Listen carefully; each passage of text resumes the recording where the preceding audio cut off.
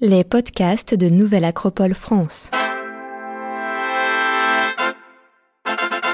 Platon et le paradigme de la ligne. Conférence par Brigitte Boudon, philosophe et écrivaine, à Marseille, Espace Salvatore en 2009. Donc là, ce qu'on va étudier ce matin, c'est ce qu'on appelle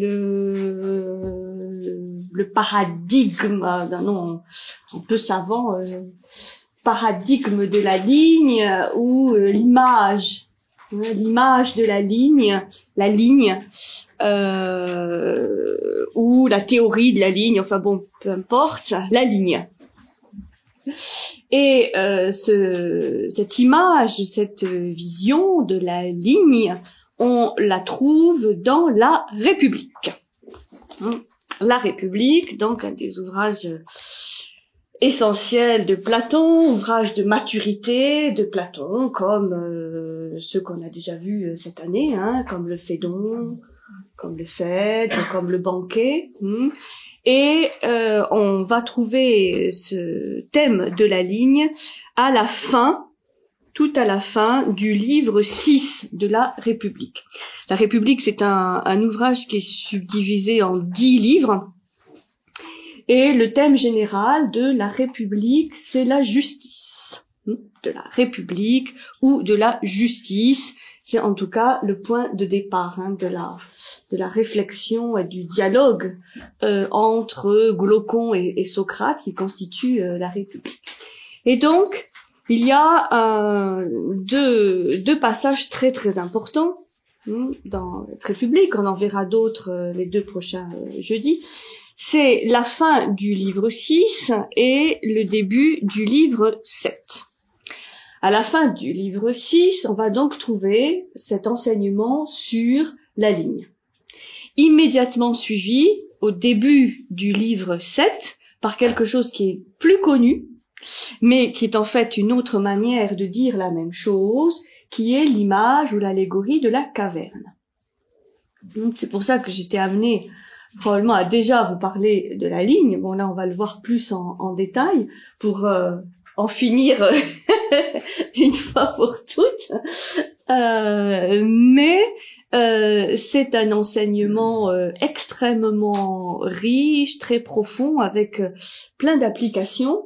Et on va trouver la mise en scène de cet enseignement de la ligne dans celui de la caverne. C'est pour ça qu'un des schémas que je vous ai donné, c'est la mise en parallèle. En fait, pour les deux schémas.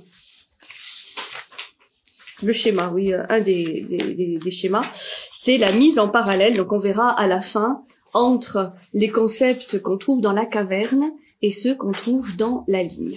Voilà. Donc, si vous voulez avoir, in extenso les textes, il faut aller à la fin du livre 6 et au début du livre 7. On voit bien donc que ça s'enchaîne.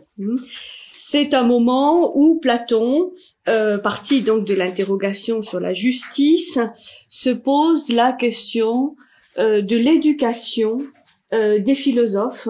Quelle éducation pour les philosophes et quel rôle pour les philosophes dans la cité. Donc c'est un sujet important qui touche à l'éducation de tous, mais tout particulièrement l'éducation des philosophes, de ce que Platon va appeler les philosophes rois, ou le roi philosophe, puisqu'il considère que ce n'est qu'aux philosophes que l'on peut donner le pouvoir politique, puisque ce sont les seuls à ne pas le rechercher. C'est un des critères, qui peut être un bon critère. C'est plus complexe que ça, bien sûr. Là, je vous le résume. Bien. Donc, là où nous allons prendre le texte pour lire les 2 pages sur la ligne, c'est quand Platon, par la bouche de Socrate, se pose la question de l'éducation des philosophes, et c'est là où il va faire une analogie bien connue entre le bien, avec B majuscule, et le soleil. Et c'est là où nous allons prendre le texte. Je n'ai pas choisi le texte de cette analogie entre le bien et le soleil, elle est juste avant. Là, on va commencer le texte quand cette analogie vient d'être expliquée et où il enchaîne avec la ligne. Alors, bon, le texte en lui-même, vous allez juger, il n'est pas forcément hyper simple. Enfin, faut rentrer dedans. Et mon objectif ce matin, c'est de vraiment de vous l'expliquer, vous le commenter pour que vous en perceviez vraiment l'aspect très profond et très fondateur de la pensée platonicienne. Alors, donc là, on va commencer, on va lire le texte complet sur l'enseignement de la ligne, et puis après on va reprendre segment par segment les 4 segments de la ligne.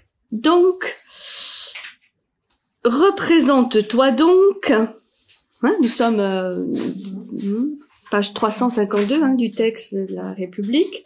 Donc les numéros que vous voyez en gras, ce sont les numéros qui scandent le déroulement du texte, ce qui est très important puisque cela permet de les retrouver quelles que soient les éditions.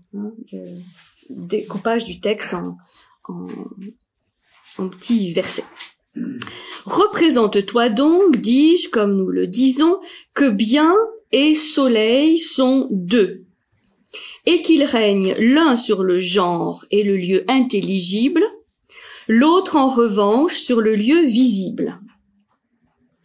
Donc le bien sur le lieu intelligible, et soleil sur le lieu visible. Je ne dis pas le lieu céleste pour ne pas te donner l'impression de faire le sophiste avec les mots. Bon, vous verrez dans la note, il explique qu'il y a un jeu de mots, donc c'est pour ça qu'il emploie le terme visible et pas céleste. Mais tu conçois bien ces deux genres, le visible et l'intelligible. Ça fait partie des grandes notions platoniciennes, visible ou sensible, et intelligible. Je les conçois. C'est un dialogue entre Socrate et Glaucon, qui est un interlocuteur donc de la réponse. Je les conçois, donc c'est lui qui lui répond. Alors, voilà, c'est là où ça commence. Imagine que tu prends une ligne coupée en 2 sections inégales. Coupe à nouveau chaque section selon la même proportion, celle du genre qui est vu et celle du genre qui est conçu. Et tu auras, selon leur netteté ou leur manque de netteté relative, dans ce qui est vu, la première section, les images. J'appelle images en premier lieu les ombres, puis les apparences sur les os et sur tout ce qui est d'une consistance serrée, lisse et brillante, et tout ce qui s'y apparente, si tu me comprends. Mais oui, je te comprends. Pose alors la seconde section comme ce à quoi ressemble la précédente. Les animaux autour de nous, tout le végétal et l'ensemble du genre des objets fabriqués. Je le fais, dit-il. Consentirais-tu aussi à affirmer, dis-je, qu'elle se divise en fonction de la vérité et de la non-vérité, ce qui a été rendu semblable étant, par rapport à ce à quoi il est semblable, comme ce qui est opiné par rapport à ce qui est connu. Oui, dit-il, sans difficulté. Alors, examine aussi de l'autre côté comment il faut opérer la division de l'intelligible. Comment faut-il l'opérer? De la façon suivante. Dans la première partie de ce domaine, l'âme, usant comme d'image des choses précédemment imitées, est contrainte de chercher à partir d'hypothèses en procédant non pas vers un principe, mais vers une conclusion. Dans sa seconde partie, en revanche, elle progresse à partir d'une hypothèse vers un principe non hypothétique et sans recourir aux images dont use la première.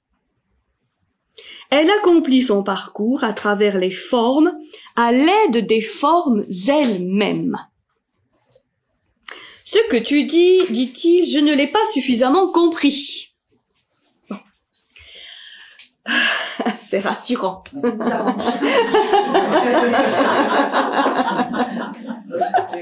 Bon, là, tout d'un coup, Glaucon paraît plus sympathique. Ça tombe bien, alors il va reprendre. Eh bien, essayons encore une fois, dis-je. Tu comprendras plus facilement quand t'aura été dit au préalable ce qui suit. Je crois que tu sais que ceux qui s'occupent de géométrie, de calcul et des choses de ce genre supposent l'impair, le pair, les figures et 3 espèces d'angles, et d'autres choses parentes de celles-là selon chaque démarche. Qu'après avoir fait ces hypothèses comme s'ils en avaient la connaissance, ils n'estiment plus nécessaire d'en rendre aucunement compte ni à eux-mêmes, ni à d'autres, considérant qu'elles sont évidentes à chacun. Et que les prenant pour principe, ils progressent dès lors dans la suite et finissent par atteindre de façon conséquente tout ce dont ils avaient entrepris l'examen. Oui, dit-il, cela en tout cas je le sais très bien. Par conséquent, tu sais aussi qu'ils se servent en outre des formes visibles et que c'est sur elles qu'ils font leurs calculs en pensant non pas à elles, mais aux choses auxquelles elles ressemblent. Ils mènent leur raisonnement à propos du carré lui-même et de la diagonale elle-même, et non à propos de celle qu'ils dessinent, et ainsi de suite. Les choses qu'ils modèlent et qu'ils dessinent, les choses dont il y a aussi des ombres et des images sur les os, ils s'en servent à leur tour comme d'images, et la réalité qu'ils cherchent à voir, c'est ce qu'on ne saurait voir autrement que par la pensée. Tu dis vrai, dit-il. Voilà donc l'espèce intelligible dont je parlais, et je disais que l'âme y était contrainte de se servir d'hypothèses pour sa recherche. Qu'elle n'allait pas vers un principe, qu'elle n'était pas capable de remonter plus haut que les hypothèses, et qu'elle se servait comme d'images des choses elles-mêmes sur lesquelles ont été modelées les choses de la section d'en bas, ces choses étant considérées et estimées comme claires par rapport à leurs images. Je comprends, dit-il, tu parles de ce qui est traité par la géométrie et par les arts, parents de la géométrie. Comprends alors que par la seconde section de l'intelligible, je veux désigner ce à quoi le discours s'attache par la puissance du dialogue. Considérant les hypothèses non comme des principes, mais réellement comme des hypothèses, à savoir comme des bases pour prendre son élan de façon à parvenir jusqu'au non hypothétique, au principe du tout. Et, s'étant attaché à ce principe, il se tient aux conséquences découlant de ce principe, et redescend ainsi jusqu'à la conclusion sans du tout faire usage d'aucun élément sensible. C'est par les formes elles-mêmes, passant à travers elles, pour n'atteindre qu'elles, qu'il trouve sa conclusion dans des formes. Je comprends, dit-il, certes pas suffisamment, car tu me sembles parler là d'un travail considérable. Je comprends cependant que tu veux distinguer ce qui, dans ce qui est et qui est intelligible, est contemplé par le savoir issu du dialogue. Ce qui est plus clair que ce qui est contemplé par ce qu'on nomme des arts, pour lesquels ce sont les hypothèses qui sont principes. Dans ces arts, c'est certes par la pensée et non par les sens que ceux qui contemplent ces choses sont contraints de les contempler. Mais, du fait qu'il les examine sans être remonté jusqu'à un principe, mais à partir d'hypothèses, il ne te semble pas avoir l'intelligence de ces choses qui cependant sont intelligibles, quand elles sont conçues à partir d'un principe. Or, tu me sembles appeler pensée et non pas intelligence, la façon de penser des spécialistes de géométrie, comme celle des gens comparables, parce que tu considères la pensée comme située en quelque sorte au milieu entre l'opinion et l'intelligence. C'est de façon très satisfaisante, dis-je, que tu as assimilé cela. Fais correspondre, s'il te plaît, à ces 4 sections, les 4 attitudes suivantes dans l'âme. L'intelligence à celle qui est le plus en haut, la pensée à la seconde, à la 3e attribue la conviction, et à la dernière la faculté de se fonder sur les ressemblances, et ordonne-les de façon proportionnée, en considérant que plus ce à quoi elles s'appliquent participe de la vérité, plus elles participent de la clarté. Je comprends, dit-il, et j'approuve, et je les mets en ordre de la façon que tu dis. Et donc là, vous avez le petit schéma de la façon que tu dis, perception des ressemblances, conviction, pensée, intelligence. Voilà le texte sur la ligne.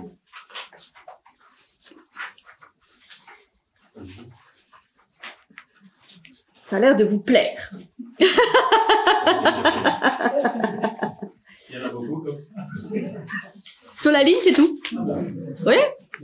C'est quand même en 4 pages. 4 pages. Tout à fait. Mais vous allez voir. Je pense qu'après ce matin, quand vous le relirez, ça sera lumineux.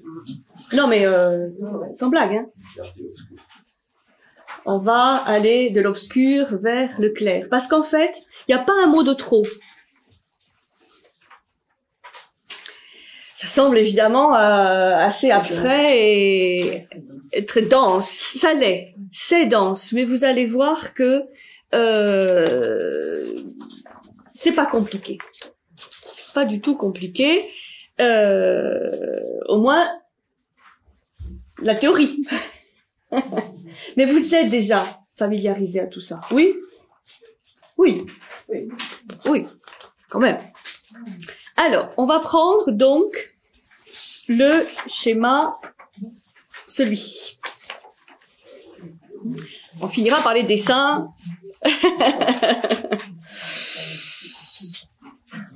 Donc, on va aller doucement et sûrement. Donc, ce qu'on appelle cet enseignement, la ligne, c'est que on a effectivement une ligne verticale qui va représenter à la fois les différents degrés de l'être, différentes strates, différents degrés, différents niveaux de l'être, mais aussi et surtout les différents niveaux ou modes de connaissance. C'est-à-dire, où est-ce que l'on peut se situer pour connaître. Et c'est ça qui va nous donner des clés très intéressantes pour décrypter, décoder le réel. Puisque cet enseignement nous explique que l'on peut se situer par rapport au réel, par rapport à la vie, par rapport aux autres, par rapport au monde, à différents niveaux, dans différentes couches, comme des strates, des couches géologiques, comme quand on fait des fouilles archéologiques, on est amené à découvrir des strates différentes, avec des objets différents et de plus en plus anciens, ou pas, s'il y a eu des tremblements. Bref, que on est amené selon le plan où l'on se situe, à ne pas voir les mêmes choses.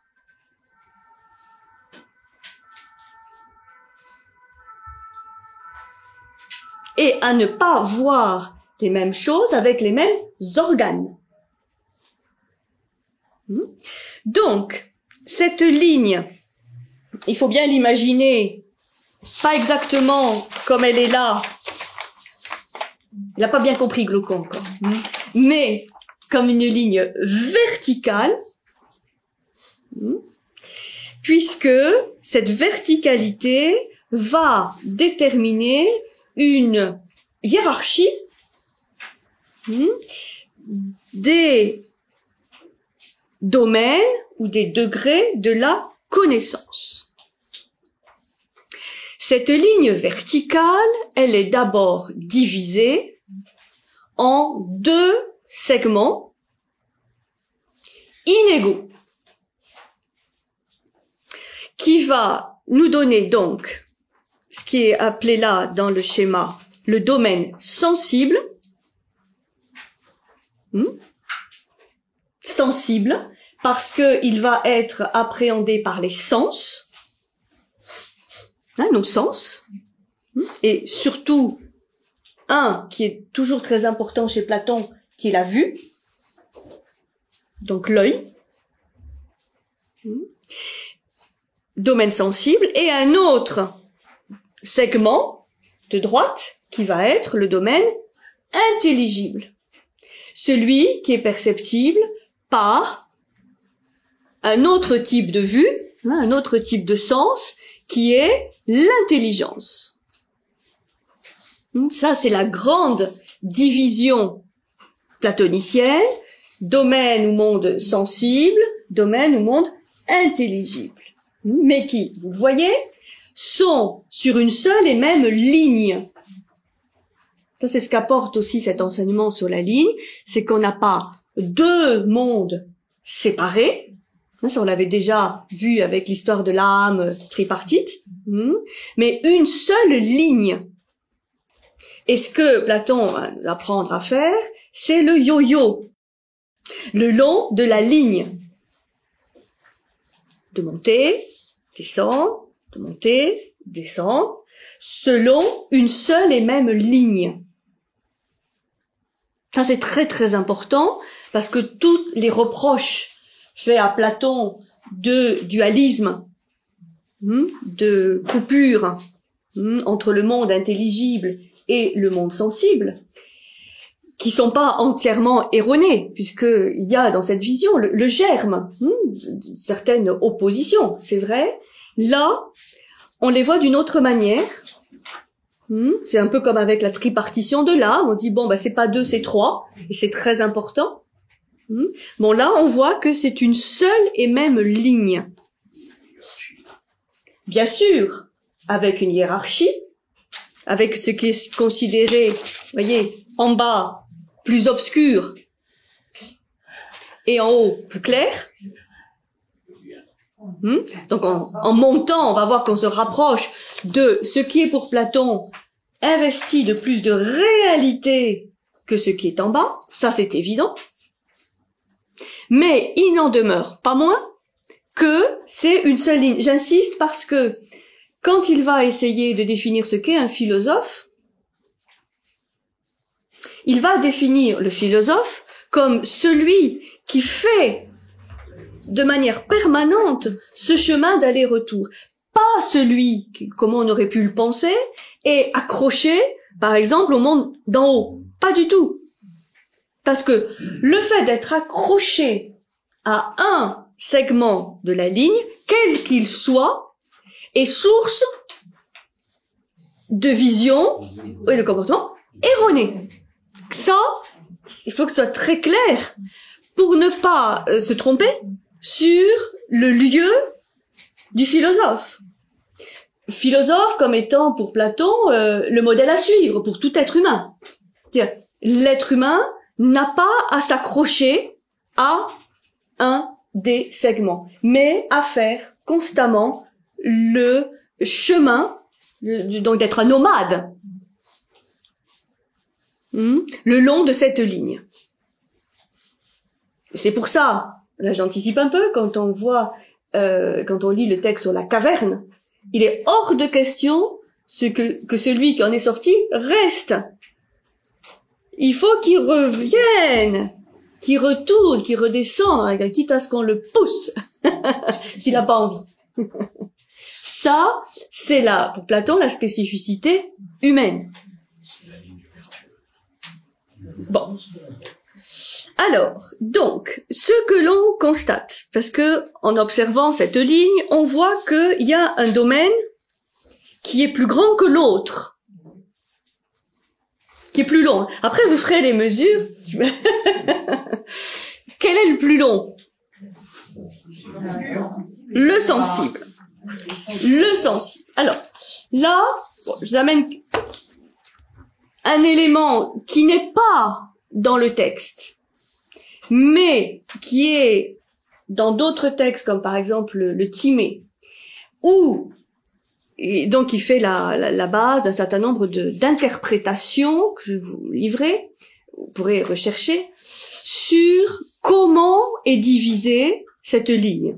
D'abord, entre les deux segments, ce que dit Platon dans le texte, c'est que ces deux segments sont inégaux. Il y en a un plus grand que l'autre. Et quand on va subdiviser à leur tour les deux domaines, sensible et intelligible, on utilisera le même critère, la même proportion. Bon, ça c'est quelque chose que vous connaissez sûrement, c'est la fameuse proportion dorée. Ce qu'on appelle aussi le nombre d'or. Le nombre d'or, la proportion dorée, la divine proportion, qui a été redécouverte, je puis dire, pas redécouverte, par certains artistes de la Renaissance, comme Michel-Ange, qui l'a bien explicité, mais qui était connu de tous nos grands constructeurs, bâtisseurs de pyramides, de cathédrales, de temples grecs, qui est une proportion, c'est-à-dire un rapport entre deux nombres ou deux quantités.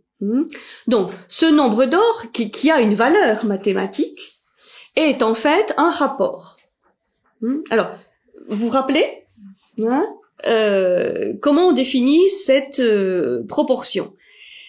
C'est bon, là vous pouvez l'utiliser avec le segment, droite qui est là. La construction donc de ces segments est conditionnée par ce nombre d'or, qui est défini par, en fait, une équation, qui est que, par exemple, prenons le domaine sensible et le domaine intelligible. Domaine sensible, vous voyez, c'est AD. Et domaine intelligible, DB.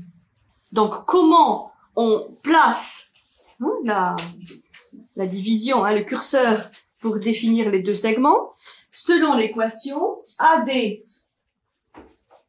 c'est-à-dire le grand segment, sur le petit, BD ou DB, AD sur, donc le grand sur le petit, est égal à la totalité du segment, donc AB, sur le plus grand. C'est-à-dire, la définition de cette proportion, c'est que le rapport du plus grand au plus petit est égal au rapport de la totalité au plus grand. Il n'y a qu'un seul endroit où on puisse placer le curseur pour trouver cette proportion, qui est donc une proportion, un rapport d'harmonie. C'est clair que pour Platon, pour les Grecs, c'était un rapport d'harmonie. C'est pour ça que c'est un nombre qui va être ensuite utilisé pour des constructions que l'on souhaite harmonieuses. Donc, ce nombre a été appelé Phi, Phidias, fameux sculpteur grec. On dit qu'il a utilisé, comme beaucoup d'autres, cette proportion pour construire, pour faire ces merveilleuses sculptures, puisque ce nombre d'or n'est pas simplement utilisé en architecture, mais s'il est un rapport d'harmonie, il est dans la nature, il est dans l'homme, il est dans les plantes. Donc là, vous avez toute une littérature tout à fait intéressante sur où est-ce qu'on trouve ce nombre d'or. Dans la construction du cœur des tournesols, dans les coquillages. Les coquillages, notamment du type nautile, tout ce qui est dans le développement logarithmique de ces éléments naturels, obéissent à ce nombre d'or, puisqu'on va trouver des rectangles d'or, on va trouver des formes géométriques qui sont en nombre d'or. Et l'homme lui-même, si vous regardez le fameux schéma de Léonard de Vinci, de l'homme inscrit dans un carré, dans un cercle, eh bien, va donner ce nombre d'or, puisque vous faire des vérifications par rapport au nombril, oui, il y a une division dans le sens vertical et horizontal. Le nombril va diviser le corps dans ces deux segments inégaux, selon cette proportion. Donc, qui est égale à 1,618. Alors attention, si vous le faites sur vous et que vous c'est pas tout à fait au millimètre près, n'en faites pas une maladie. Bon, donc c'est une proportion inscrite dans la nature. Une autre façon de dire plus mathématique, c'est racine de 5 plus 1 sur 6. C'est ça donc qu'on appelle le fameux nombre d'or. Il y avait une émission il n'y a pas très longtemps sur le Parthénon, sur les restaurations du Parthénon. Et bien, ils expliquaient, entre autres, ils avaient redécouvert cette proportion d'harmonie dans les constructions du Parthénon. Bon. Donc, la construction des segments de cette ligne est commandée par un rapport donc d'harmonie, une proportion entre les segments. Et lorsqu'il faudra subdiviser le domaine sensible entre, voyez, le domaine des images et le domaine des réalités sensibles, ce sera la même proportion qui sera utilisée, le même critère. Quand on dit que la tête ou le visage doit faire 1/7 du corps, c'est en relation avec le nombre d'or? Oui. Voilà. Donc, ce qui est important, c'est que le rapport analogique entre les deux domaines de l'être, donc sensible et intelligible, se présente sous la forme d'une proportion. La forme d'une proportion géométrique, une proportion mathématique, et que donc, quand on étudie cette ligne, il s'agit moins d'étudier une hiérarchie stable entre des objets ou des images, que d'étudier les rapports qu'ils entretiennent entre eux. C'est un problème de rapport, c'est un problème de proportion et non pas de valeur absolue. Ça, c'est très important pour comprendre que chacun de ces segments a une réalité qui peut varier, une réalité non pas absolue, mais relative par rapport aux autres. Ça, c'est très important d'un point de vue philosophique, pour dire, bon, ne considérons pas l'opinion comme quelque chose de mauvais, ou le bien comme quelque chose de bien, ou à l'envers. Mais de relativiser, c'est que c'est un mot un peu à la mode, mais de se rendre compte que chaque vision que donne chaque domaine de la connaissance va donner une vision relative. Et donc qui détient une part de vérité, plus ou moins grande, mais que c'est toujours une question de rapport et de proportion.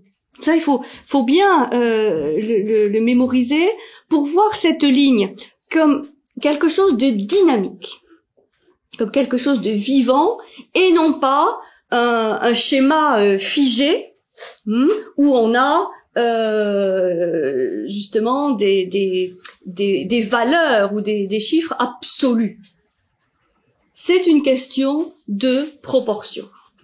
Et les éléments vont se renvoyer les uns aux autres par cet élément donc analogique, puisqu'on va trouver des analogies entre ces domaines de connaissances de par le découpage de cette ligne dans des segments qui sont vivants, qui sont pas figés. C'est pour cela que comme on le verra tout à l'heure, le philosophe pour Platon, donc l'homme, n'est pas le spécialiste d'un domaine, mais il est celui qui s'interroge sur le rapport entre les domaines et les spécialités. C'est un généraliste, on va dire, mais dans le sens de s'interroger sur les rapports, les relations, les proportions entre les différents domaines ou disciplines. Et dans le sens, il ne s'accroche pas à un domaine, il est spécialiste de rien.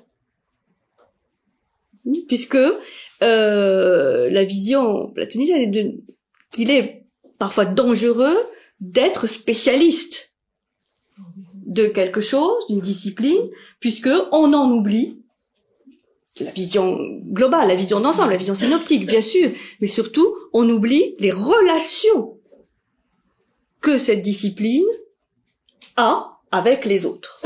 Donc, ce qu'il faut retenir plus que l'idée du nombre d'or, du nombre en lui-même, c'est cette idée de proportion, de rapport entre les choses, et donc entre les domaines de connaissances et entre les disciplines.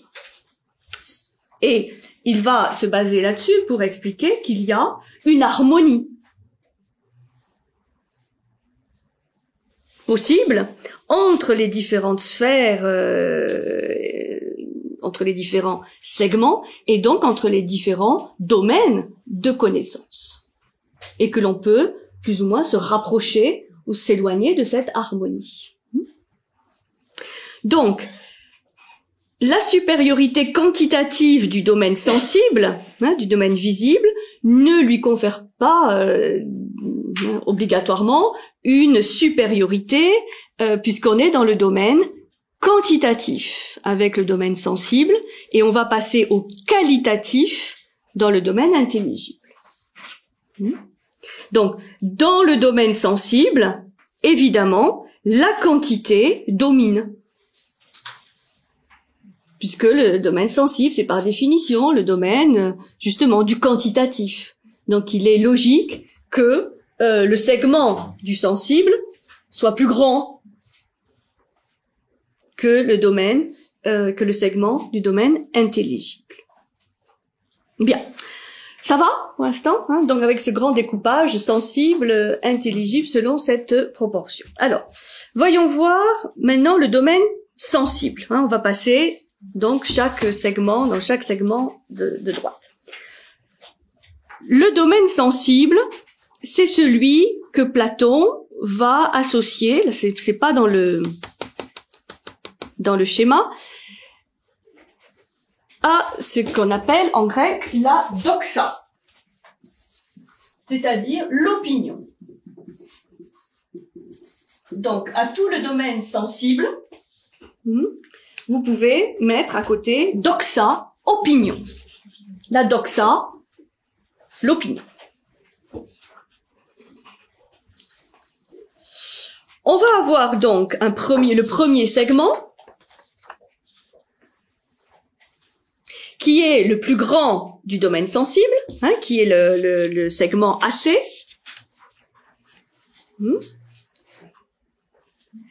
C'est celui qui va être lié donc aux images, ce que Platon appelle images, c'est-à-dire les ombres, les reflets, les fantasmes. Vous voyez que c'est lié au domaine de l'imagination, eikasia.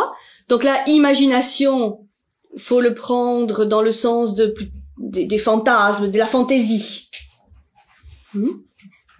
Fantasmata, image, simulacre, le rêve.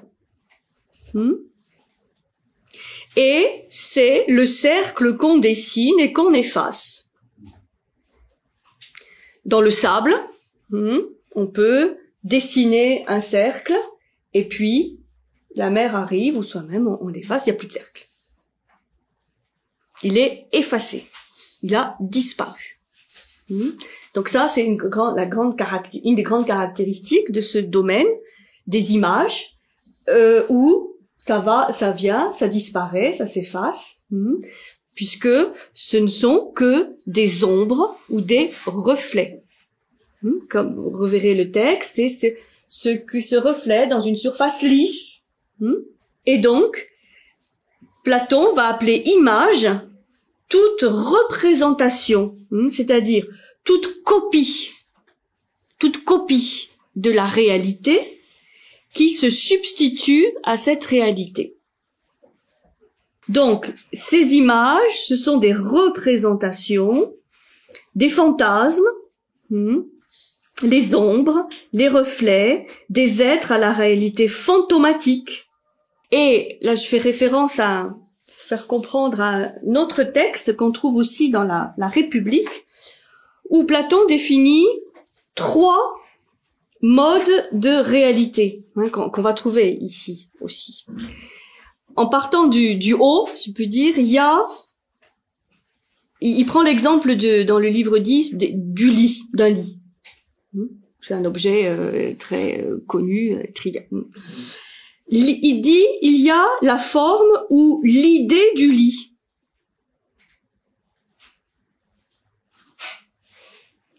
Qui est le modèle éternel fabriqué par le démiurge. L'idée du lit. Et puis, il y a la copie de l'idée du lit. Qu'est-ce que c'est la copie de l'idée du lit? Eh bien, c'est le lit, en tant qu'objet qui est fabriqué par l'artisan. En 3 dimensions, ça c'est une copie de l'idée du lit. Et pour Platon, l'idée du lit existe puisque c'est ce qui permet, quand quelqu'un voit un lit, dire que c'est un lit. Et s'il voit un autre lit, qui a une autre forme, qui est complètement différent, mais qui est aussi un lit, il dira aussi c'est un lit. C'est-à-dire, sans avoir vu tous les lits du monde entier, il saura reconnaître un lit.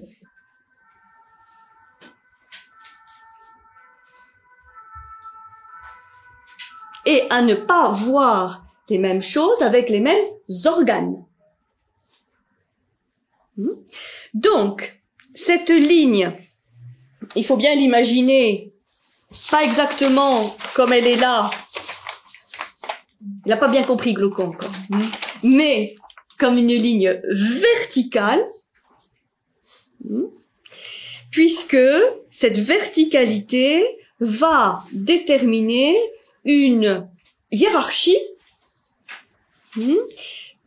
des domaines ou des degrés de la connaissance. Cette ligne verticale, elle est d'abord divisée en 2 segments inégaux, qui va nous donner donc ce qui est appelé là dans le schéma le domaine sensible, sensible parce que il va être appréhendé par les sens, nos sens, et surtout un qui est toujours très important chez Platon, qui est la vue, donc l'œil, domaine sensible, et un autre segment de droite qui va être le domaine intelligible. Celui qui est perceptible par un autre type de vue, un autre type de sens, qui est l'intelligence. Ça, c'est la grande division platonicienne, domaine ou monde sensible, domaine ou monde intelligible. Mais qui, vous le voyez, sont sur une seule et même ligne. Ça, c'est ce qu'apporte aussi cet enseignement sur la ligne, c'est qu'on n'a pas deux mondes séparés. Ça, on l'avait déjà vu avec l'histoire de l'âme tripartite, mais une seule ligne. Et ce que Platon va nous apprendre à faire, c'est le yo-yo, le long de la ligne, de monter, descendre, de monter, descendre, selon une seule et même ligne. Ça, c'est très très important, parce que tous les reproches faits à Platon de dualisme, de coupure entre le monde intelligible et le monde sensible, qui sont pas entièrement erronés, puisqu'il y a dans cette vision le germe de certaines oppositions, c'est vrai. Là, on les voit d'une autre manière. C'est un peu comme avec la tripartition de l'âme. On dit, bon, c'est pas 2, c'est 3, et c'est très important. Bon, là, on voit que c'est une seule et même ligne. Bien sûr, avec une hiérarchie, avec ce qui est considéré, voyez, en bas, plus obscur, et en haut, plus clair. Donc, en montant, on va voir qu'on se rapproche de ce qui est pour Platon investi de plus de réalité que ce qui est en bas. Ça, c'est évident. Mais il n'en demeure pas moins que c'est une seule ligne. J'insiste parce que quand il va essayer de définir ce qu'est un philosophe, il va définir le philosophe comme celui qui fait de manière permanente ce chemin d'aller-retour. Pas celui qui, comme on aurait pu le penser, est accroché, par exemple, au monde d'en haut. Pas du tout. Parce que le fait d'être accroché à un segment de la ligne, quel qu'il soit, est source de vision et de comportement erroné. Ça, il faut que ce soit très clair pour ne pas se tromper sur le lieu du philosophe. Philosophe comme étant pour Platon le modèle à suivre pour tout être humain. C'est-à-dire, l'être humain n'a pas à s'accrocher à un des segments, mais à faire constamment le chemin, donc d'être un nomade, le long de cette ligne. C'est pour ça, là j'anticipe un peu, quand on voit, quand on lit le texte sur la caverne, il est hors de question que celui qui en est sorti reste. Il faut qu'il revienne, qu'il retourne, qu'il redescende, quitte à ce qu'on le pousse, s'il n'a pas envie. Ça, c'est là, pour Platon, la spécificité humaine. Bon. Alors, donc, ce que l'on constate, parce que en observant cette ligne, on voit qu'il y a un domaine qui est plus grand que l'autre, qui est plus long. Après, vous ferez les mesures. Quel est le plus long? Le sensible. Le sensible. Alors, là, je vous amène un élément qui n'est pas dans le texte, mais qui est dans d'autres textes, comme par exemple le Timée, où et donc il fait la base d'un certain nombre d'interprétations que je vais vous livrer, vous pourrez rechercher, sur comment est divisée cette ligne. D'abord, entre les deux segments, ce que dit Platon dans le texte, c'est que ces deux segments sont inégaux. Il y en a un plus grand que l'autre. Et quand on va subdiviser à leur tour les deux domaines, sensible et intelligible, on utilisera le même critère, la même proportion. Bon, ça c'est quelque chose que vous connaissez sûrement, c'est la fameuse proportion dorée. Ce qu'on appelle aussi le nombre d'or. Le nombre d'or, la proportion dorée, la divine proportion, qui a été redécouverte, je puis dire pas redécouverte, par certains artistes de la Renaissance, comme Michel-Ange, qui l'a bien explicité, mais qui était connu de tous nos grands constructeurs, bâtisseurs de pyramides, de cathédrales, de temples grecs, qui est une proportion, c'est-à-dire un rapport entre deux nombres ou deux quantités. Donc, ce nombre d'or qui a une valeur mathématique est en fait un rapport. Alors, vous vous rappelez comment on définit cette proportion? C'est bon, là vous pouvez l'utiliser avec le segment, droite qui est là. La construction donc de ces segments est conditionnée par ce nombre d'or, qui est défini par, en fait, une équation, qui est que, par exemple, prenons le domaine sensible et le domaine intelligible. Domaine sensible, vous voyez, c'est AD. Et domaine intelligible, DB. Donc, comment on place la division, le curseur, pour définir les deux segments, selon l'équation AD, c'est-à-dire le grand segment, sur le petit, BD ou DB, AD sur, donc le grand sur le petit, est égal à la totalité du segment, donc AB, sur le plus grand.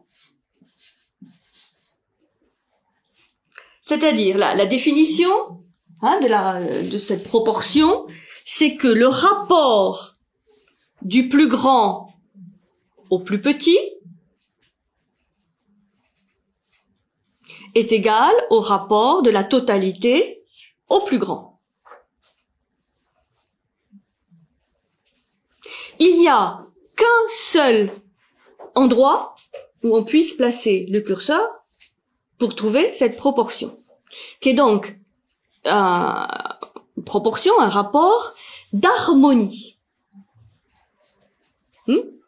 C'est clair que pour Platon, pour les Grecs, c'était un rapport d'harmonie. C'est pour ça que c'est un nombre qui va être ensuite utilisé pour des constructions que l'on souhaite harmonieuses.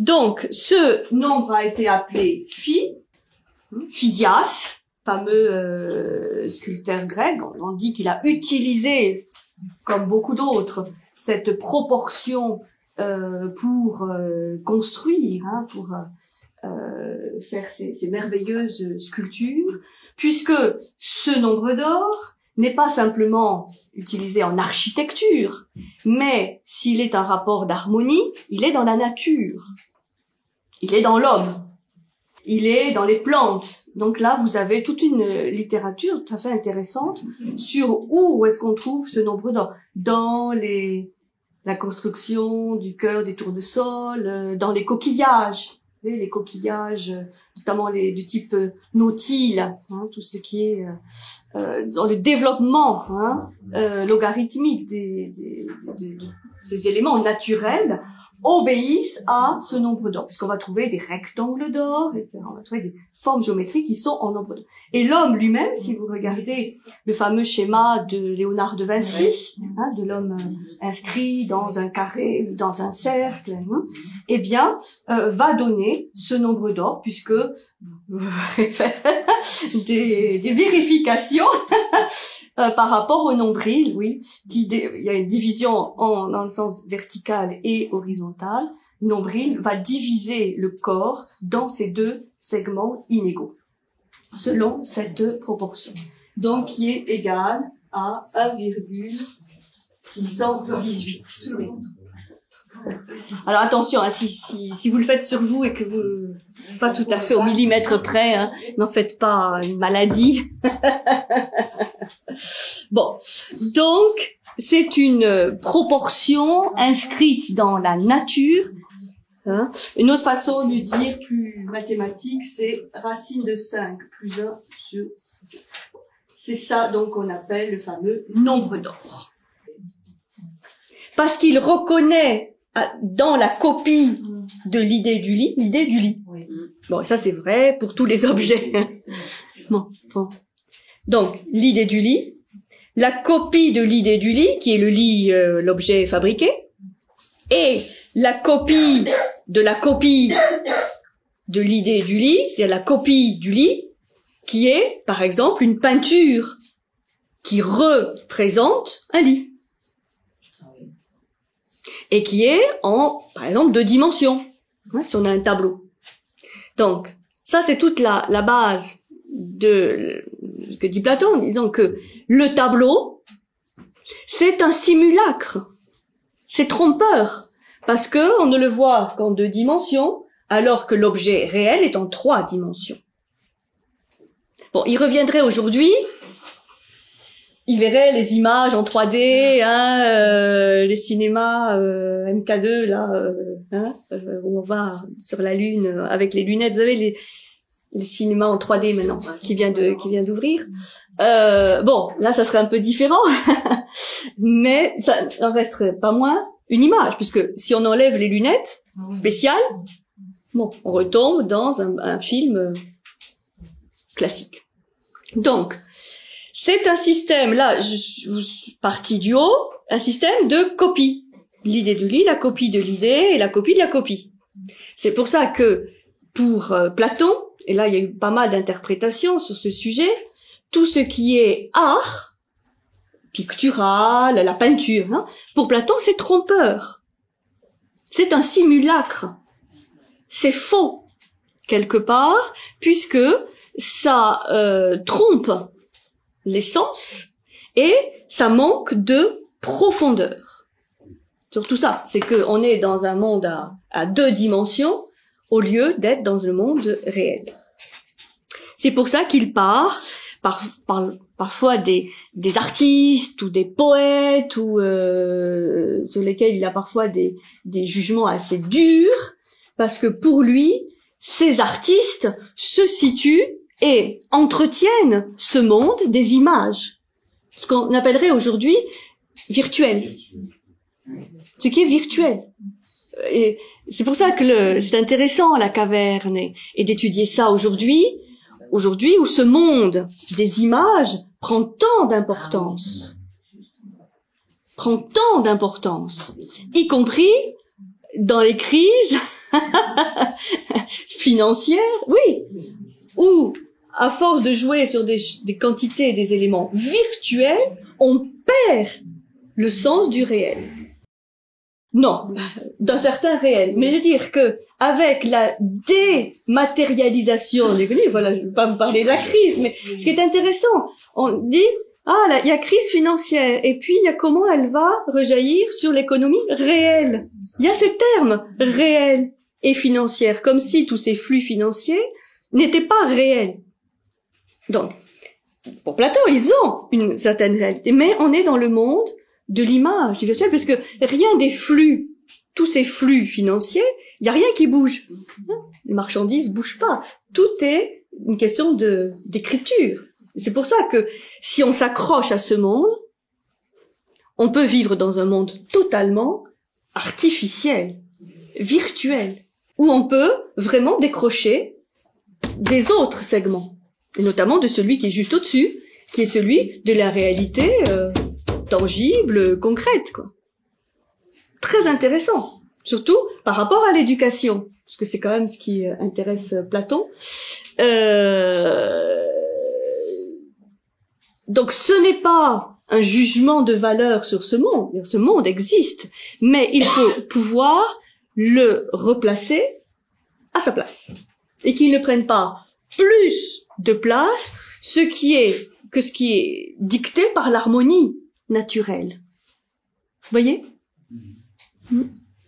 Donc, le premier segment c'est les ombres, les reflets, les fantasmes, tous ces créations qui sont des simulacres de réalité, et qui sont un peu superficielles, trompeurs, sans profondeur véritable, véhiculant donc des opinions. C'est le monde de l'opinion, donc on opine sur, mais ces opinions, les sondages d'opinion, ça va, ça vient, c'est très volatile. Parce que pour qu'il y ait un reflet, il faut qu'il y ait une surface qui reflète, il faut pour qu'il y ait une ombre, il faut qu'il y ait une source lumineuse. Si la source lumineuse s'en va, il n'y a plus d'ombre. Si la surface réfléchissante disparaît, il n'y a plus de reflet. Donc, c'est un domaine très volatile. Mais en même temps, très fascinant. Marché volatile, en même temps. Oui.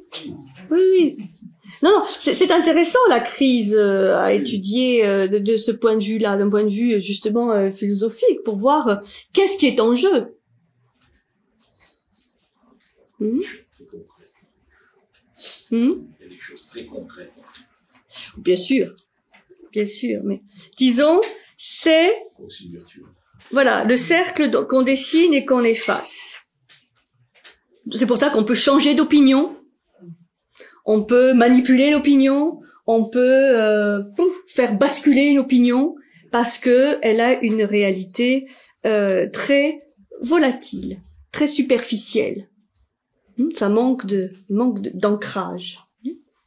Bien, on monte dans le deuxième segment du domaine sensible et là on a le domaine, ce que Platon appelle les réalités sensibles. Donc, ce sont les originaux des reflets. Là, on voit pas simplement le tableau du lit, on voit le lit. Mais c'est toujours sensible parce que on peut le voir, le toucher, le poser. Donc, il va nous dire, ce sont les animaux, tout le domaine animal, tout le domaine végétal, les plantes, enfin tout le règne du vivant, et les artefacts, c'est-à-dire les objets fabriqués par l'homme. C'est tout le monde des objets, mais cette fois réels. Donc ce n'est plus le cercle qu'on dessine et qu'on efface, c'est le cercle qu'on fabrique, un objet qui est fabriqué et que l'on détruit. Un objet ne s'efface pas, il se détruit. C'est le monde de ce que Platon appelle l'opinion vraie. C'est toujours une opinion, parce qu'on est toujours dans le domaine de l'opinion, mais c'est une opinion vraie, c'est un peu paradoxal comme expression, puisque on est quand même dans un monde plus concret, donc c'est pas qu'on y a réfléchi, mais elle a plus de consistance. Là, on est dans un monde plus dense, qui a plus de profondeur, puisque là, on est en 3 dimensions, qui a plus de densité, donc plus de présence, de consistance. Et si on veut vraiment venir à bout d'un objet, on est obligé vraiment de le détruire. C'est plus difficile, c'est plus matériel, une matérialisation, que simplement quelque chose qu'on efface. Donc, il n'y a pas l'homme là, puisque, comme je disais tout à l'heure, c'est normal, l'homme il est partout. C'est pour ça que vous l'aurez pu rajouter les minéraux, les minéraux, les végétaux, les animaux et tous les objets fabriqués. Donc, si avec les images on était dans le domaine de l'imagination, de la fantaisie, et Casia, là on est dans le domaine de la perception. Et c'est là où nos 5 sens agissent, c'est le domaine aussi de pistis, la croyance. Puisque on croit ce que nos sens nous font voir. C'est pour ça que là aussi, chaque croyance est subjective, puisque chacun voit, on voit les couleurs différemment, on voit les formes, on n'a pas les mêmes perceptions. Mais c'est quand même plus concret, plus tangible, un tout petit peu plus objectif que dans le domaine de l'image, simplement. Donc ça, comme on le verra tout à l'heure, dans la caverne, c'est deux parties différentes. Une partie où on ne voit que les ombres qui défilent comme sur un écran de cinéma, ou après on voit carrément les objets, c'est-à-dire les marionnettes. Hein, c'est un peu comme les ombres chinoises, les théâtres d'ombres chinoises. Hein, donc d'abord on ne voit que les ombres.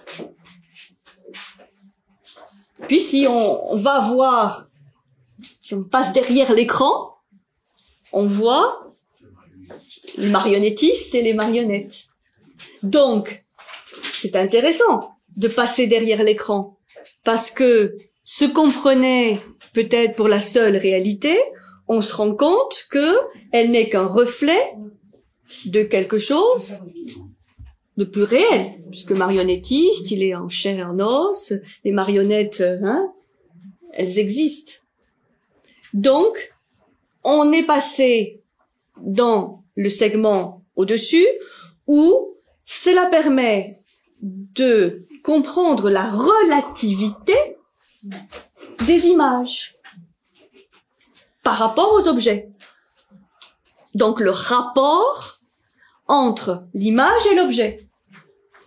C'est très important, parce que si on ne voit que l'image, on peut penser que le réel se limite à l'image.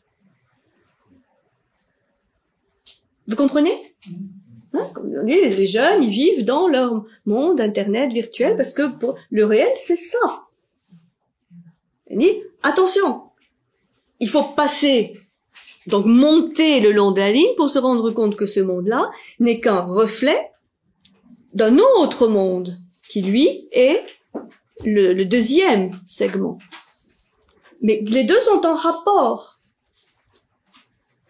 Donc ça, c'est important de garder cette idée de rapport, de proportion, parce que quand on monte, on n'oublie pas le monde des images.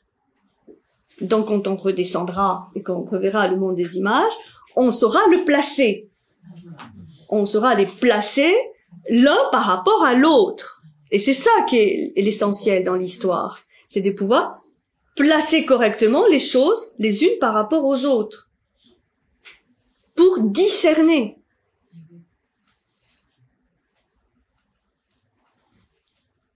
Ça va? Vous avez compris? Ouais. Non, mais bon.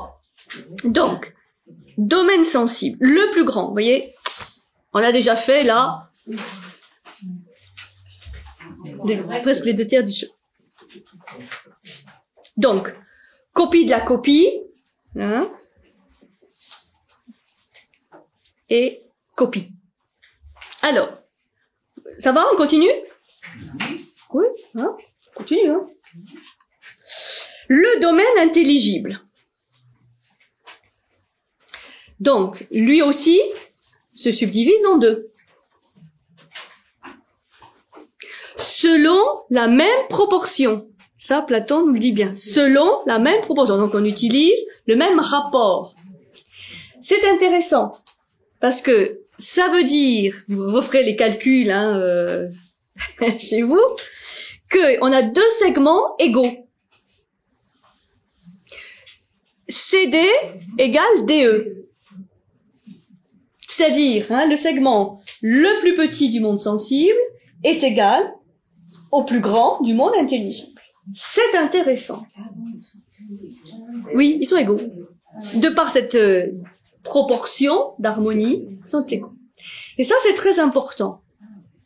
Parce que, de la même manière qu'on est monté de l'image à l'objet, on va monter de l'objet à l'hypothèse.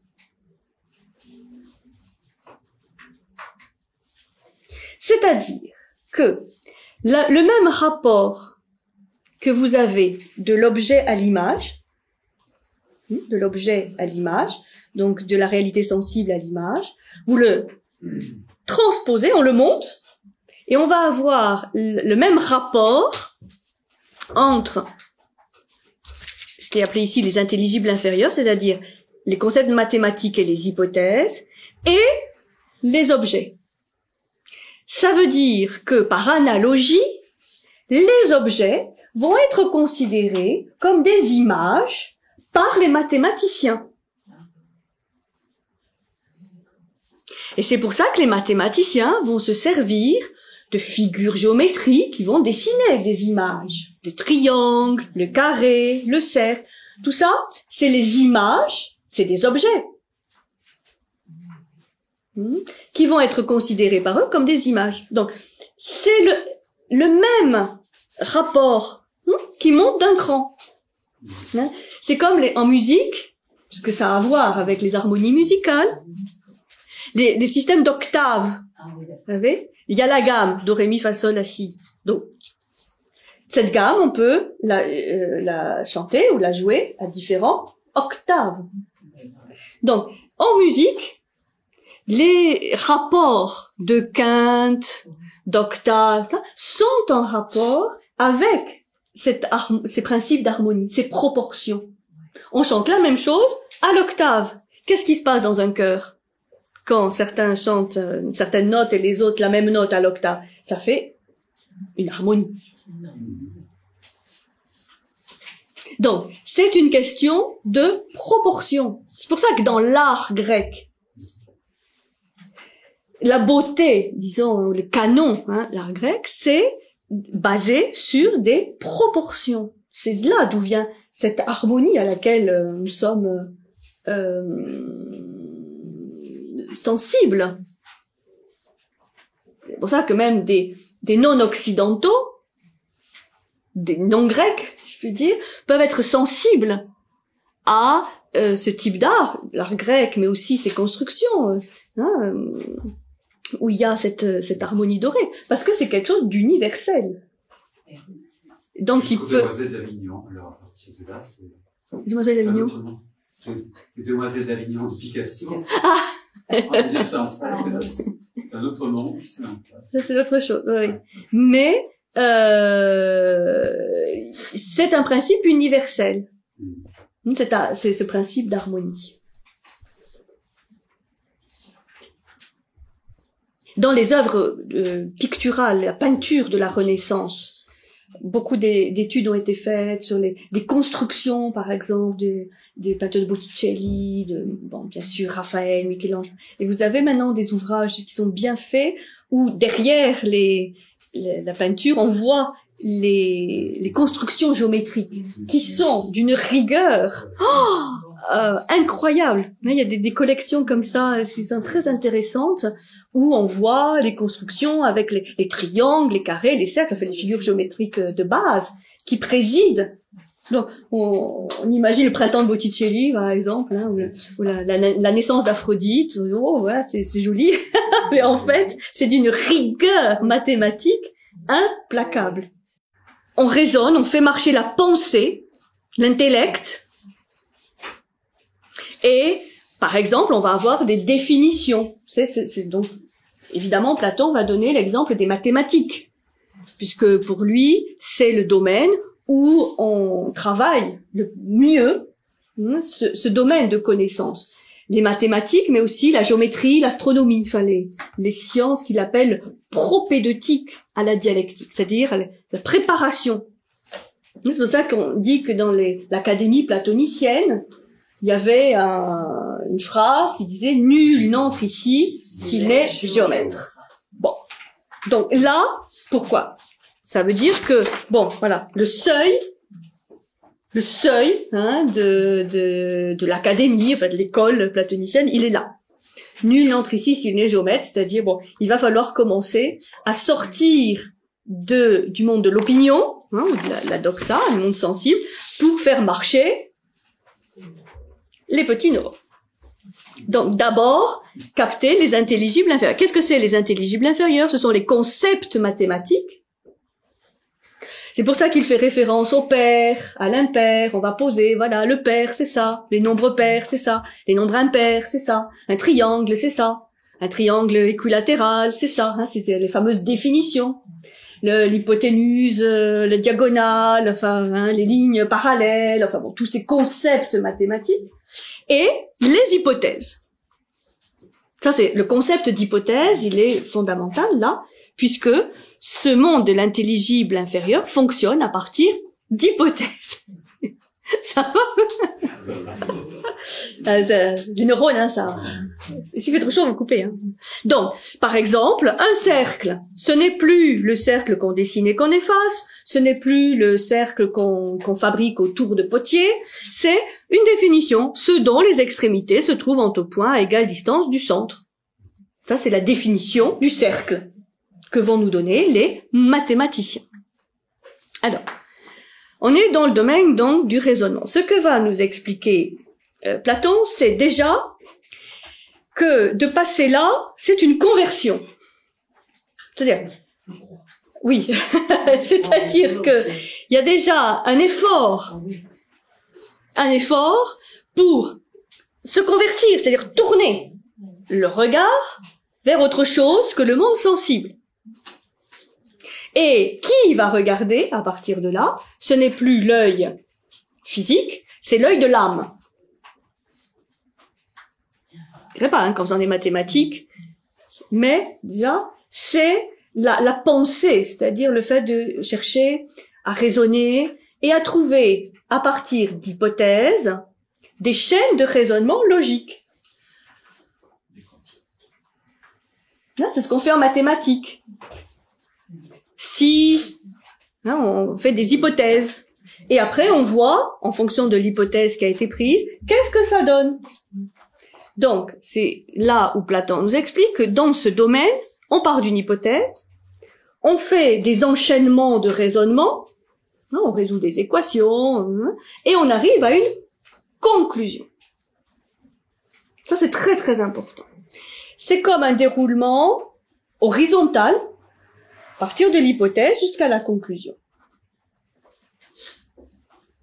Si, vous vous rappelez, les cours de maths, si petit a est plus grand que petit b, si petit b est plus grand que petit c, alors, là, bon, on arrive, donc on part d'une hypothèse, on arrive à la conclusion. Alors, ce que Platon nous explique, c'est que, une fois qu'on est arrivé à la conclusion, parfois, on oublie l'hypothèse de départ. Et c'est là le piège de ce monde, c'est de s'accrocher à ce domaine, c'est de prendre sa conclusion comme quelque chose d'absolu. C'est pour ça que j'insistais tout à l'heure sur la notion de relativité, parce que la conclusion, elle est simplement valable en fonction de l'hypothèse de départ.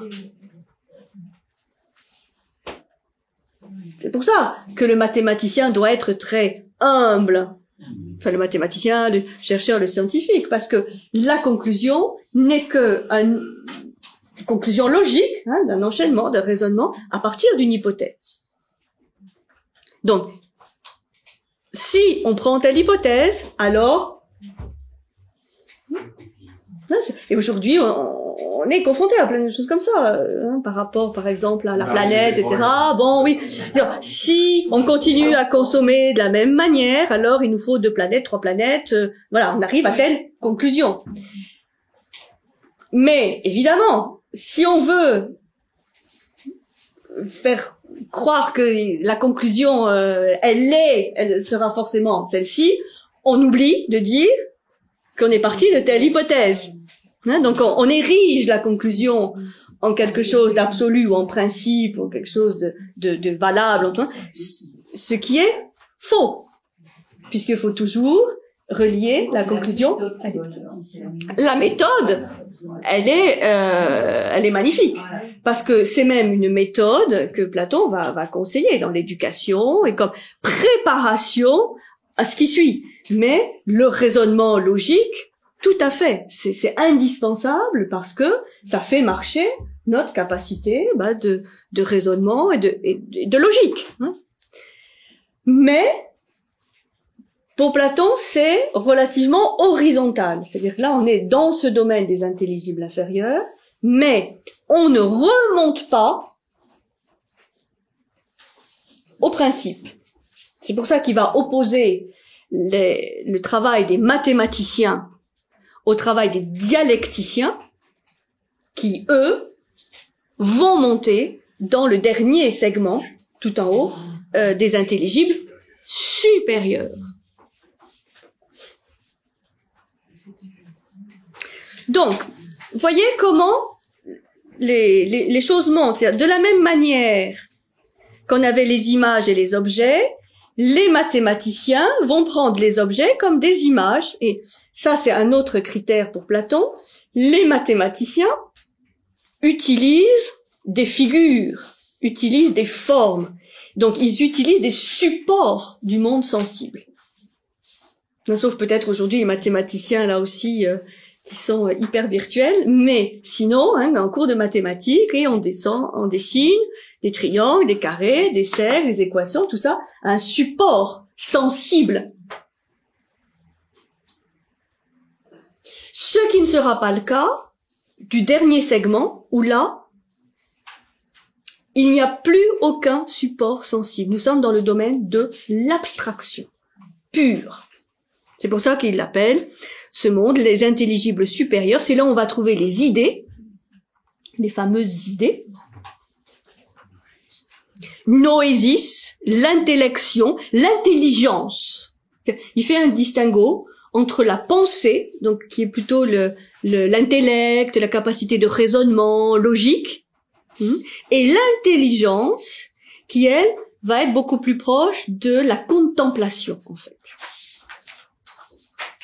Puisque là, il n'y a plus aucun support sensible, on est dans le domaine de l'abstraction pure.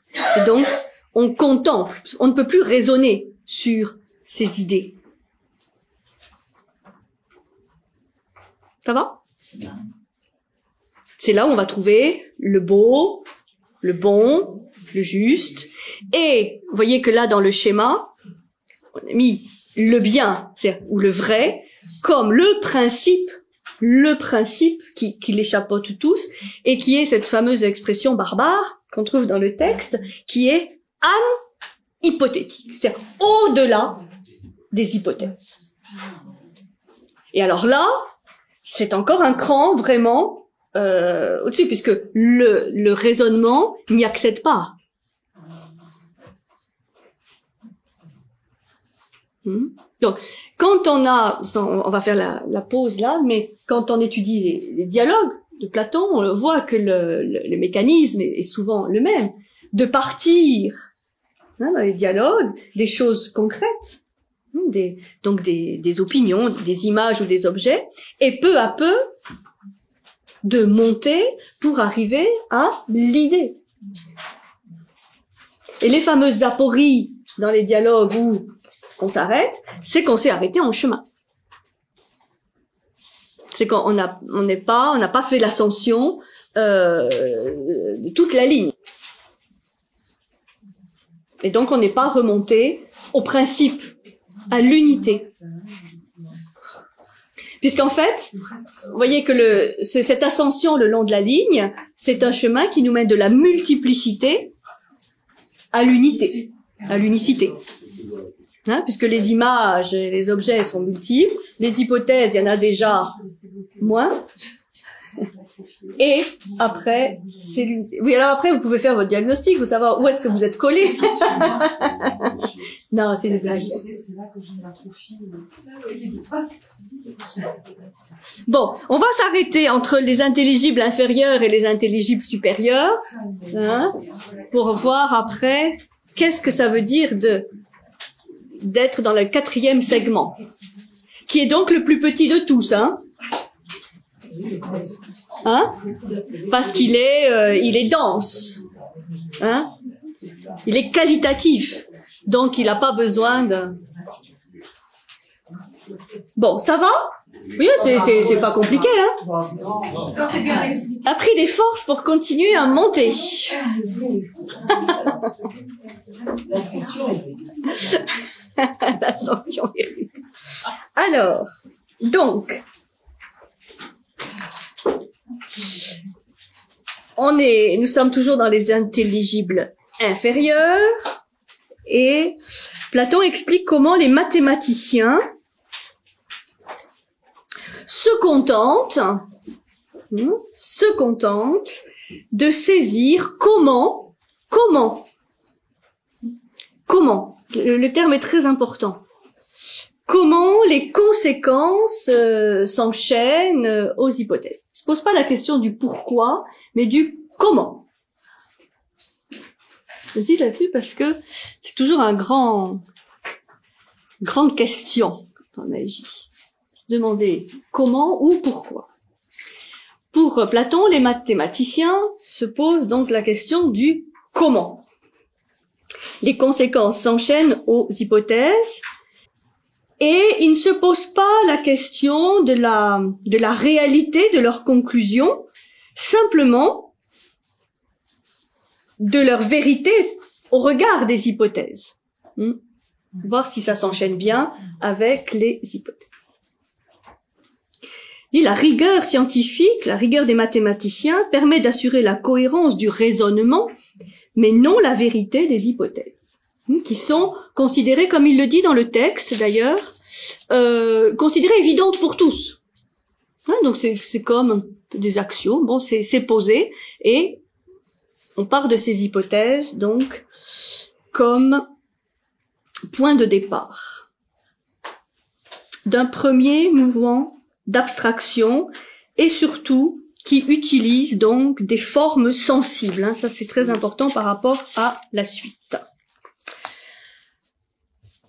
Alors, les intelligibles supérieurs, les idées pures.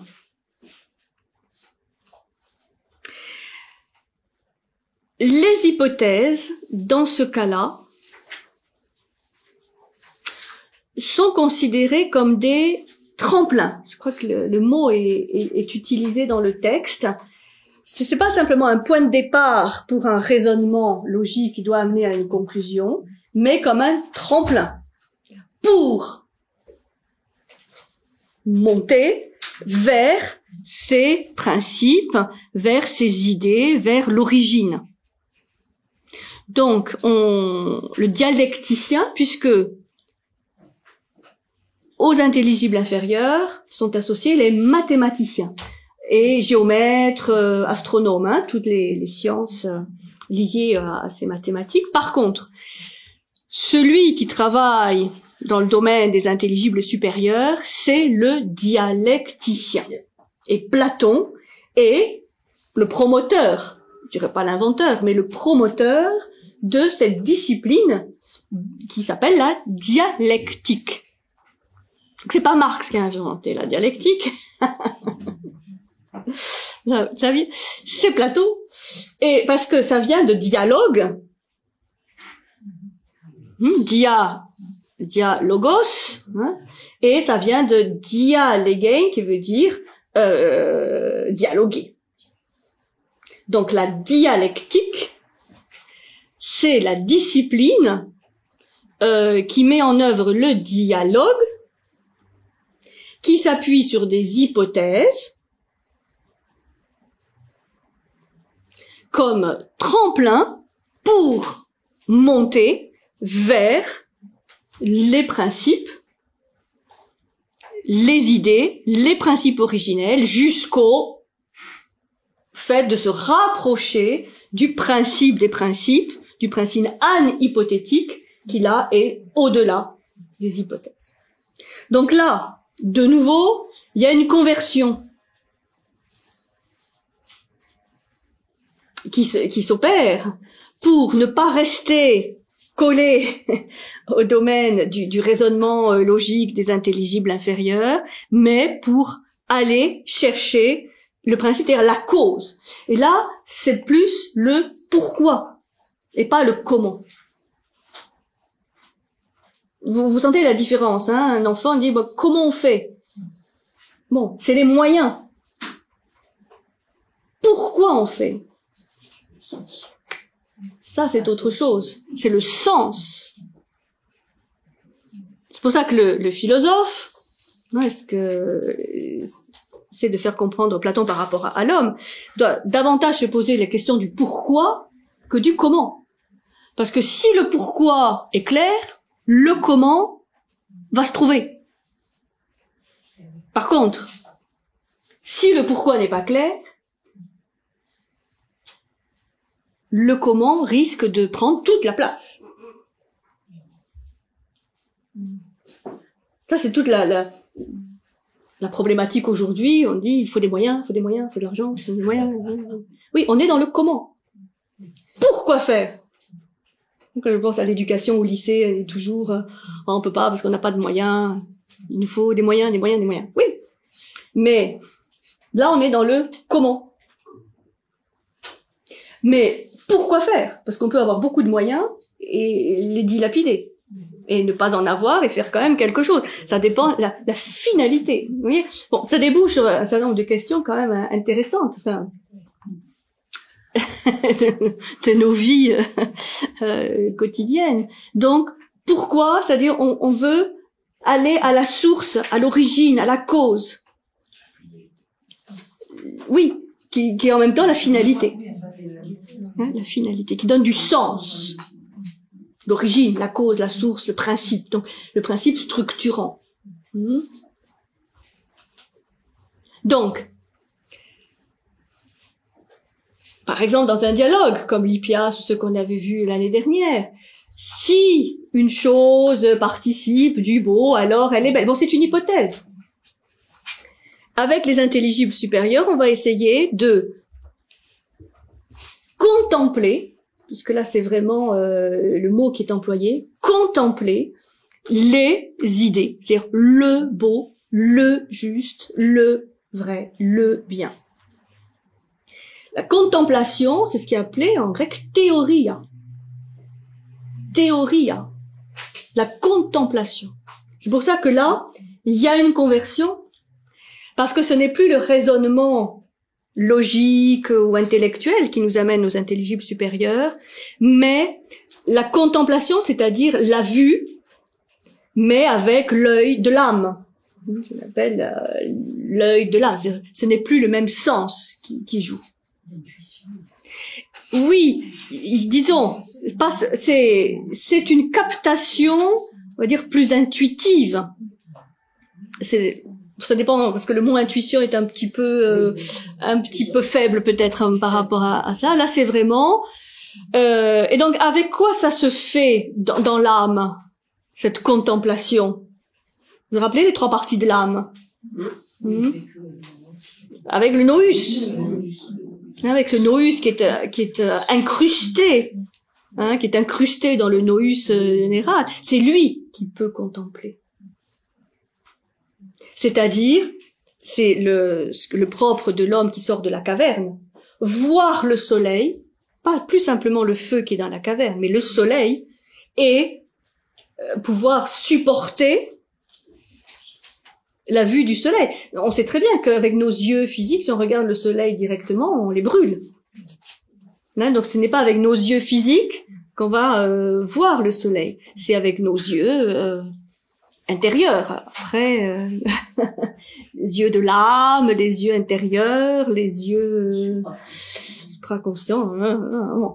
Disons que c'est un raffinement subtil des sens. Donc, contemplation. Et ça, c'est le propre, donc, du dialecticien.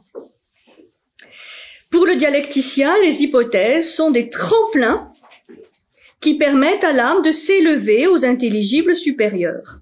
Le travail du dialecticien commence là où s'arrête celui du mathématicien. C'est pour ça que parmi les mathématiciens, par exemple, on voit des prix Nobel, des grands scientifiques qui passent le cap. Oui, c'est vrai. Et qui se posent des questions auxquelles ils n'ont pas vraiment de réponse, mais au moins méritent de les poser sans être prisonniers de leur domaine de recherche. Ça, c'est magnifique. Donc, le dialecticien ne cherche pas des conclusions, ne cherche pas des réponses, il cherche à comprendre les principes qui permettent aux scientifiques de trouver des réponses. Alors, là où c'est pas évident, parce que c'est assez abstrait, c'est vrai, dit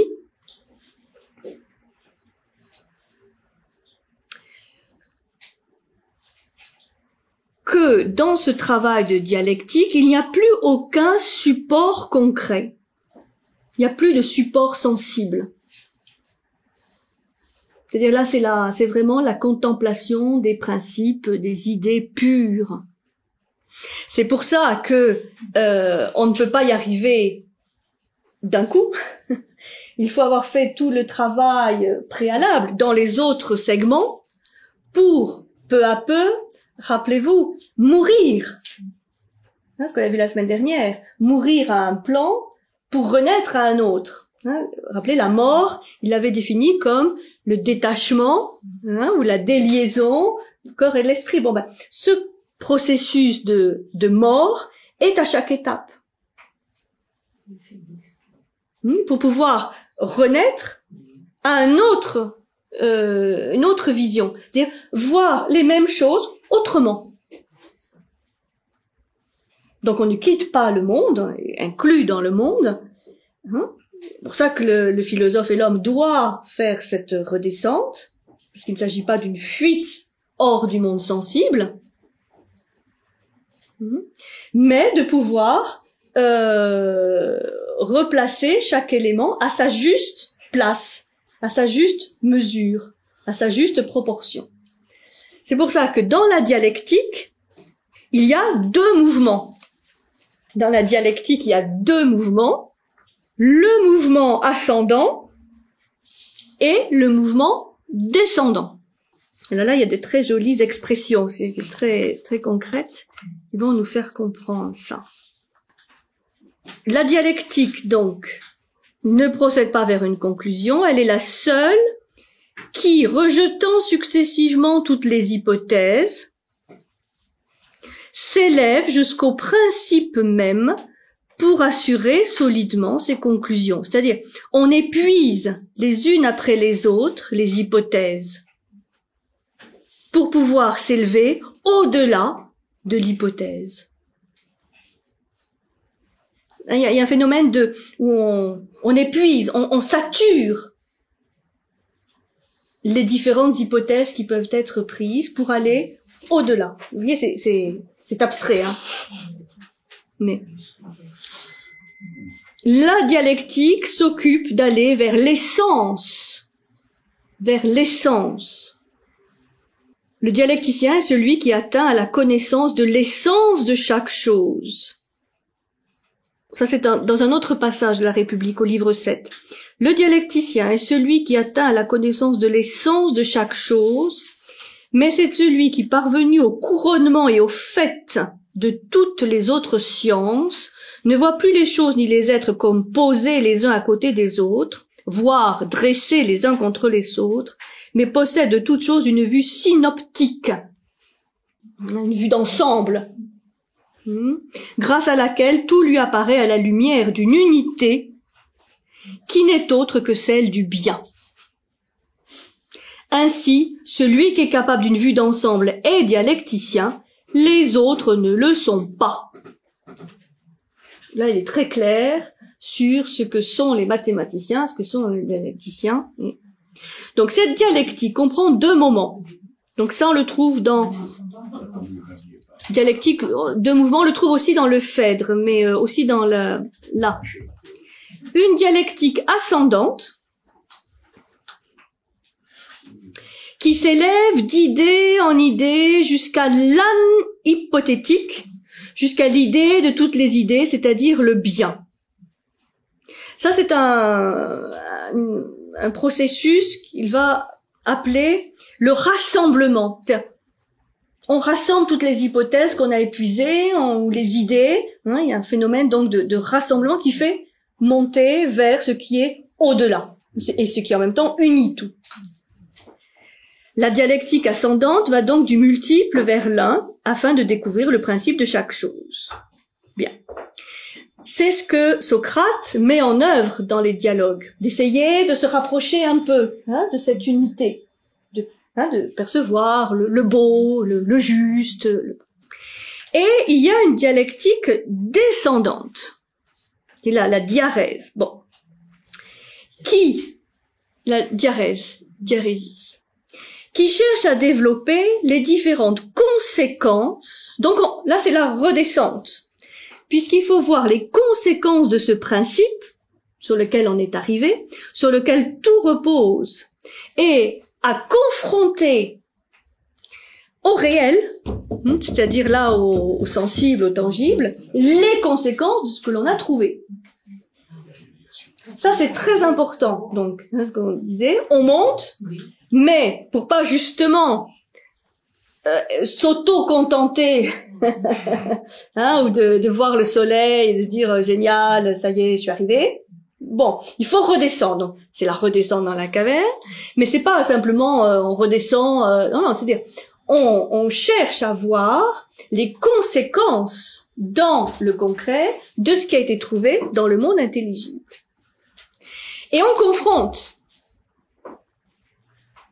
Et si on se rend compte qu'il y a des choses qui collent pas bien, c'est ça qui donne la motivation pour remonter, pour purifier un peu plus le principe auquel on arrive, pour que là, en redescendant, il puisse s'appliquer.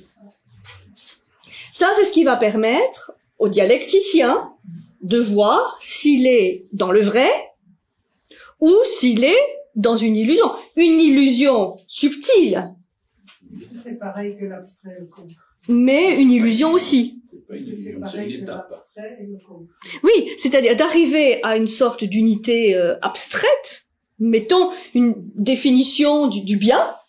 Bon, on est arrivé à une définition du bien. Bon, alors, est-ce qu'on en reste là ou est-ce qu'on essaie de voir qu'est-ce que ça donne comme conséquence, comme application? Et là, le juge, c'est le monde concret. C'est la confrontation au monde concret, aux réalités concrètes, qui validera, qui confirmera ou infirmera ce qui a été trouvé. Donc, c'est pour ça que c'est un aller-retour permanent. Le balisage d'un chemin initiatique. Voilà, merci Émile. C'est le balisage d'un chemin initiatique. Bon. Alors, c'est ce qu'il dit dans le Phèdre. Dans le Phèdre, on n'avait pas vu ça parce qu'il y avait déjà beaucoup de choses. C'est de cela, Phèdre, que je suis pour mon compte, oui, fort amoureux. C'est Socrate qui parle. De ces divisions et de ces rassemblements. Dans la dialectique ascendante, c'est on rassemble, et dans la dialectique descendante, on redivise. De ces divisions et de ces rassemblements en vue d'être capable de parler et de penser. Et là j'ai plus la citation, il y a une citation très intéressante dans le Phèdre où il compare, bon c'est un peu trivial comme image, mais il compare la dialectique descendante, donc les divisions, à un boucher qui trouverait des articulations qui pour désosser, enfin couper un animal, trouverait les articulations. Et c'est une image un peu triviale, mais qui est intéressante par cette image des articulations. Puisque dans la redescente, on va voir comment une même idée s'applique dans des domaines très différents. Et ça c'est un critère pour Platon. Si une même idée peut s'appliquer dans de nombreux domaines et qu'elle continue à être valable, c'est que là on a touché quelque chose d'assez unitaire. Et ça permet de comprendre les articulations des savoirs, les articulations des idées, des pensées, des raisonnements. Vous voyez, c'est-à-dire voir ces éléments un peu charnières. C'est ça ce que permet la redescente, donc la dialectique descendante, où on ne se gargarise pas On ne se contente pas de l'idée qui a été trouvée, mais on la confronte au réel. Et si il y a un domaine qui échappe, on se rend compte que là, l'application de l'idée ne colle pas, c'est qu'on n'est pas suffisamment monté haut. Enfin, on n'est pas monté assez haut. Puisque on n'est pas allé jusqu'à l'unité. Puisque l'unité, elle doit tout englober. Et ça c'est très très intéressant. Puisqu'on se rend compte que quand on arrive, à un petit niveau, à une idée qui est juste, elle est applicable dans plein de domaines. Qu'on n'aurait pas pensé relier au départ. Ah oui, tu me dis ça pour ça, mais ça c'est autre chose. Là, on parle d'autre chose. Oui, à voir. Si vraiment on est arrivé à un principe d'unification, ça doit être valable pour plein de domaines, aussi disparates, semble-t-il, au départ. Vous voyez? Ça, c'est un critère. Est-ce que j'ai trouvé une bonne idée? Parce que, bon, sans parler de principe hypothétique, qui est assez élevé pour nous, c'est quand même la contemplation, c'est le top. Mais disons, on peut aussi quand même pratiquer la chose, à une octave, on va dire inférieure, et chercher, des idées, des principes d'unité, d'unification, de savoir, de personne. Donc ça, c'est un critère. Ah, est-ce que l'idée que j'ai trouvée s'applique dans tel domaine? Non. Bon, alors là, il y a peut-être le travail à refaire. Faut que je remonte. Parce que il y a un domaine du réel qui échappe à l'idée. Et ça, c'est pas possible. Si vous voyez l'unité, le bien, qui est ce soleil, qui donne vie à tout, forcément, le rayon, il englobe tout. Il éclaire tout.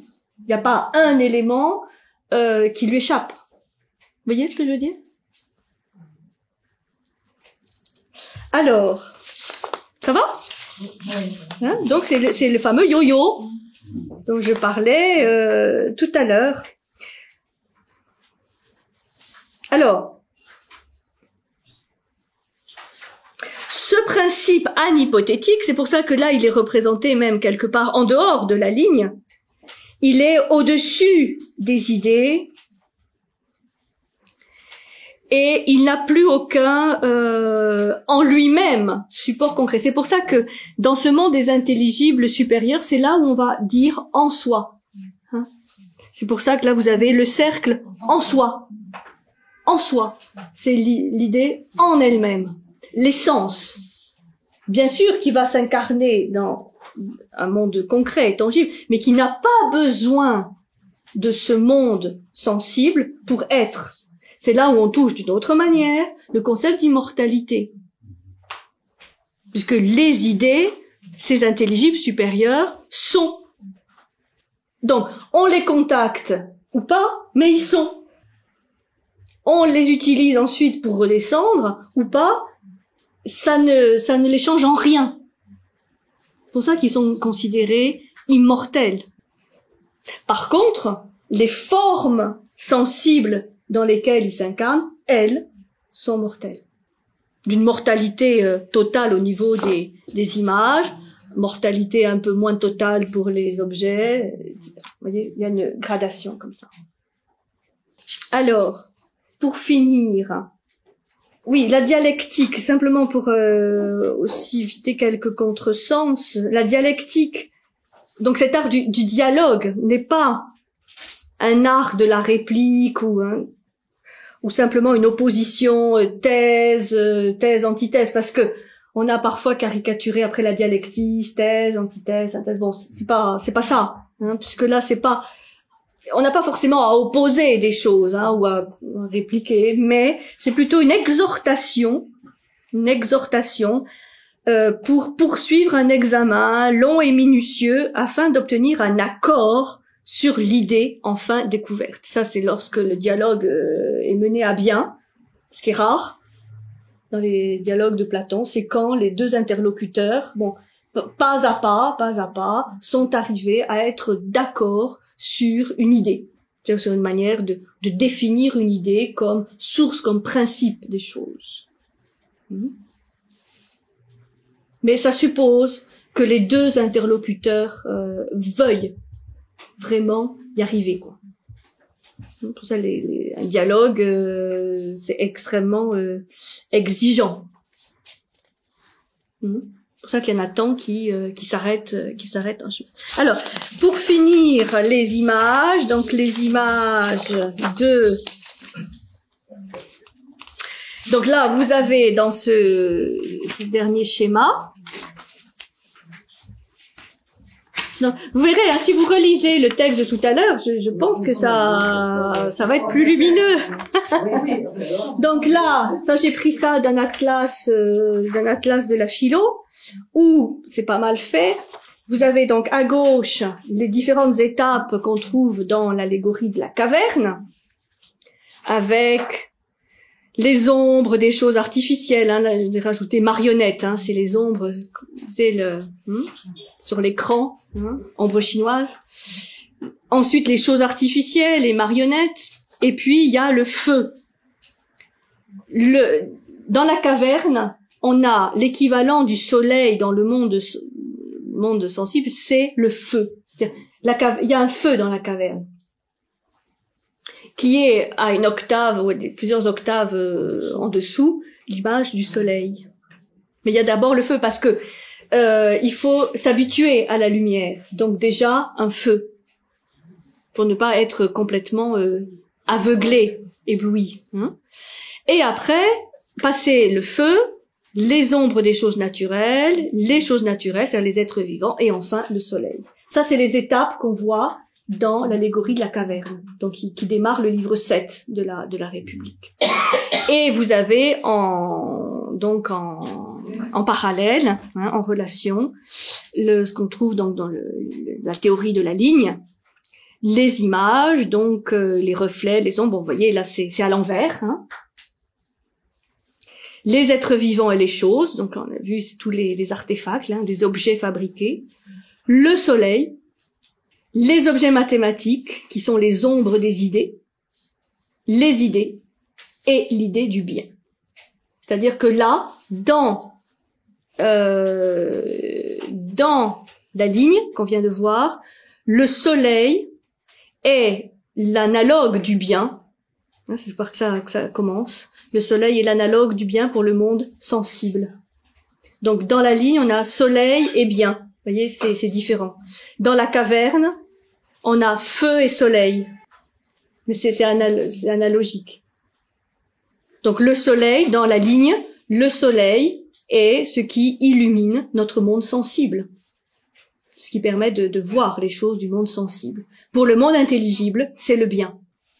Donc, si on applique cette analogie du soleil qui nous fait voir tous les éléments du monde sensible au bien qui nous fait voir tous les éléments du monde intelligible, on peut comprendre à quel point le bien peut nous illuminer et donner vie en même temps, parce que le soleil nous donne la lumière, mais aussi la vie.